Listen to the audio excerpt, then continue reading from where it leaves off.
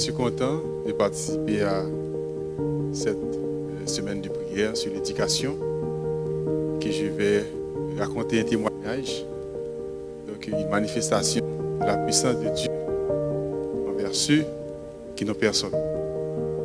En 2010, il y a un séisme qui a frappé Haïti. Près de 300 000 personnes sont mortes, sont décédées lors du séisme. Il y a beaucoup de personnes qui ont perdu leur père, leur mère, des enfants.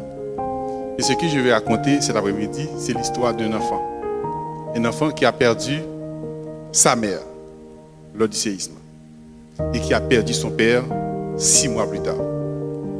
Moi, je suis témoin de cette manifestation et j'ai été aussi acteur dans des événements de sa vie. C'est pour cela que je vais raconter ces témoignages. Alors, cet enfant-là, il était mon voisin. C'était mon voisin. Mais ma maison n'était pas effondrée. Sa maison aussi. Mais sa mère vendait dans un marché. Et le marché s'est effondré. Il a perdu sa mère. Et son père était tellement tourmenté par la disparition de son épouse. Et son père a commencé à boire de l'alcool. Et 6 mois plus tard, le père s'est aussi effondré.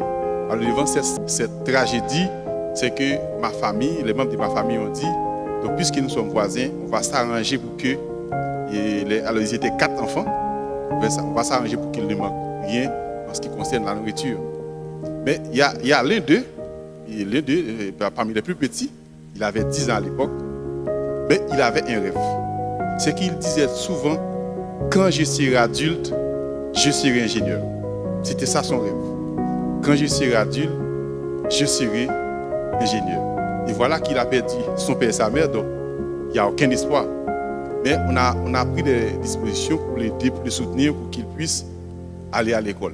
Mais on n'avait pas donné toute d'importance à cette déclaration à cet âge. Mais lui, il avait vraiment un rêve. Il a grandi avec le rêve.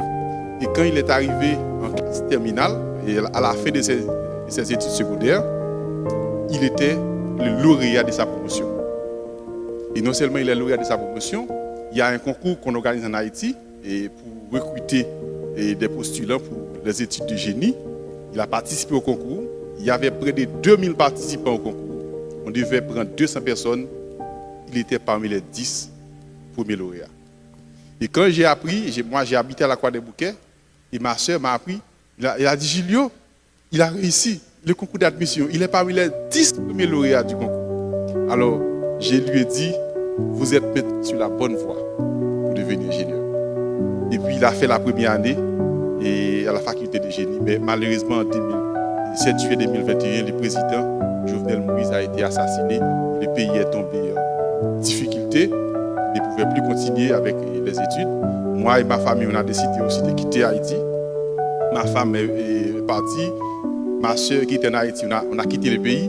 Et moi, j'étais le seul resté en Haïti. Et je devais partir en 2023. Alors, avant mon départ, je me suis dit, si on laisse ce jeune homme en Haïti, qui va-t-il devenir? Alors, j'ai pris la décision de mettre en place une stratégie pour le faire venir au Canada. Pour faire aussi ses études, pour continuer ses études de génie.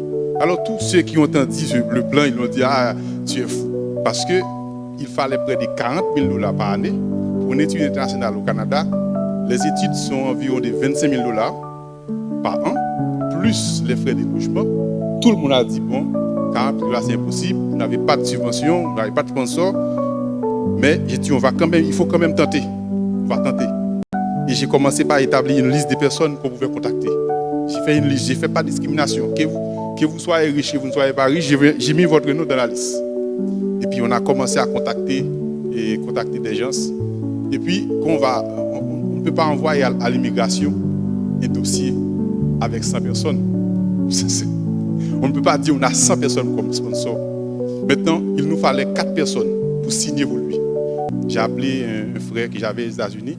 Mon frère a dit, bon, moi, ça ne va rien m'écouter de donner mon relevé bancaire et mon attestation de travail à une personne. Je ne vais pas. Avant de déposer le dossier à l'immigration, on a écrit une lettre.